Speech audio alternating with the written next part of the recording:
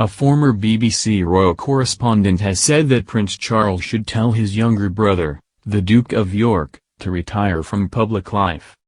Peter Hunt, who was the BBC's royal correspondent for 14 years, said that Charles as Shadow King should find the courage to tell Prince Andrew to withdraw from public life.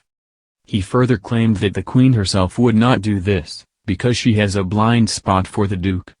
Taking to Twitter, Mr. Hunt wrote, "Prince Andrew's judgment has long been called into question, now it's also the Queen who's exposed." After the Emily Maitlis interview, the head of state allowed the palace to be the setting where a pedophile's actions were described by the eighth in line to the throne as unbecoming. The Queen agreed to the Maitlis interview late Monday, Tuesday.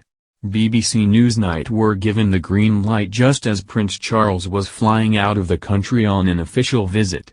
If he'd been here, would the Shadow King have stopped it? The Maitlis interview is just the latest indication of a malaise afflicting the royal household that also manifests itself when the Queen was badly let down by her advisers over Boris Johnson's failed prorogation of Parliament. Will the Queen be let down again and exposed again if we have a hung Parliament?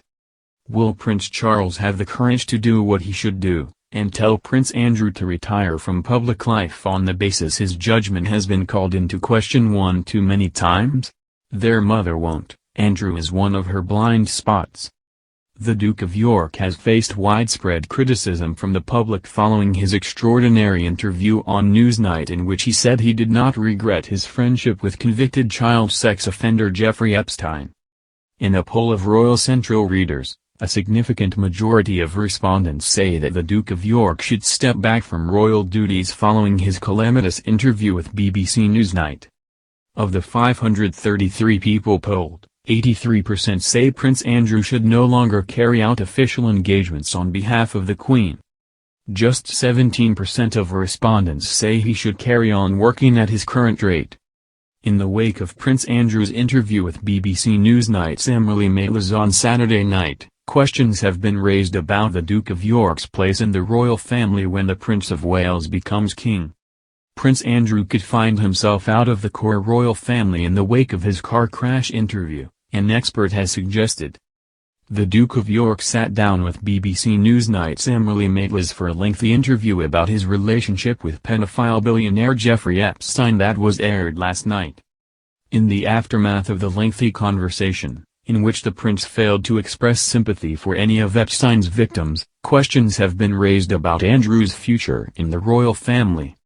Ingrid Seward, editor-in-chief of Majesty magazine, told BBC Radio 4's World at One program the Duke could find himself out of the core royal family, if reports are correct that the monarchy will be slimmed down when Prince Charles becomes king. She said, "It was a very probing interview. He's not used to being questioned in that way and I think he seemed unable to really answer her questions with any conviction."